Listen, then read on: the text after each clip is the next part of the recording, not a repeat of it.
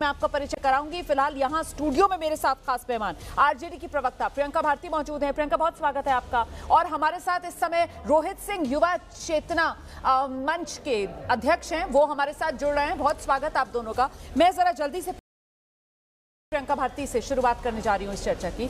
प्रियंका, चुनाव आयोग की तरफ से कहा जा रहा है कि साहब आपने इतने गंभीर आरोप लगा दिए हैं तो शपथ पत्र दीजिए। अगर आपको खुद अपने आरोपों पर यकीन है तो शपथ पत्र देने से क्यों बच रहे हैं नेता विपक्ष राहुल गांधी? सबसे पहले ईसीआई को ही, मुख्य चुनाव आयुक्त को ही फिर तो शपथ पत्र पर सिग्नेचर करना चाहिए कि अगर हम गलत निकले, हमने कहीं चोरी करवाई है तो हमें भी ताउम्र के लिए ताउम्र कैद दे दी जाए, इनको सजा हो जाए।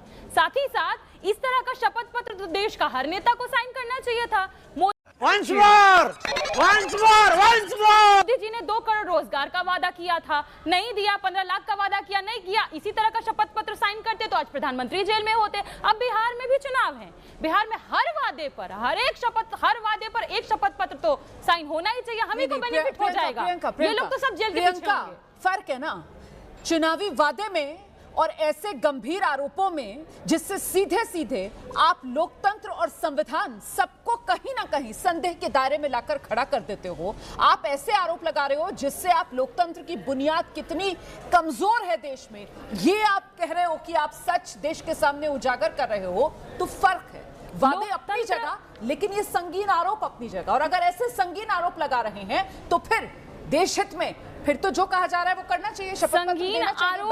संगीन आरोप कोई मनगढ़ंत आरोप नहीं है। हाँ। ईसीआई ने जो लाखों कागज दिए, एक डेटा के जगह, इलेक्ट्रॉनिक डेटा की जगह, उस लाखों कागज को 7 फीट का कागज का पूरा कुनबा था, उसको एनालाइज करके हम रिजल्ट पर पहुंचे। हम राहुल गांधी जी ने पॉइंट बाय पॉइंट दिखाया कि कहां किस तरीके से वोटों की चोरियां हुई हैं। उस पर उसके ऊपर कोई क्लैरिफिकेशन देने की जगह चुनाव आयोग क्या कर रहा है?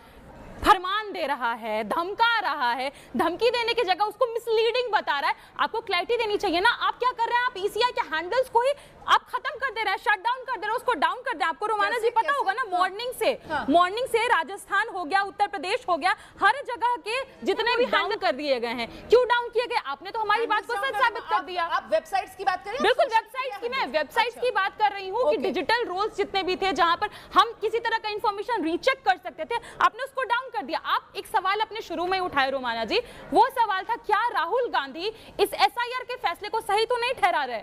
चलिए बिफोर आफ्टर की बात करते हैं। बिफोर में राहुल गांधी जी ने तो दिखा दिया, एक घर में 80 लोग रह रहे थे, काफी लोगों ने इसकी जांच पड़ताल कर ली, पाया कि वो घर का जो मालिक है वो भाजपा समर्थक है। आफ्टर की बात करते हैं।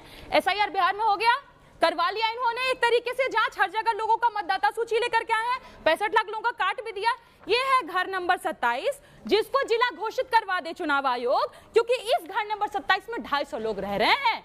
1-2 कमरे के मकान में 250 लोगों को कैसे फिट किया गया, ये तो चुनाव आयोग ही बता पाएगा। और हमारे सवालों का तो जवाब देगा नहीं वो। हम इस पे पूरी तरह से तय हो चुके हैं, क्योंकि जो सवाल पूछते हैं आप धमकी देते हैं, आप क्लैरिफिकेशन नहीं देते हैं, लोकतंत्र पर दाग धब्बा ये लगा रहे हैं। और आज हम कह रहे हैं चुनाव आयोग को, आप भी शपथ पत्र लिख करके दे दीजिए। गलत आप निकलने वाले और निकलिएगा तो ताउम्र का लाइफ इंप्रिजनमेंट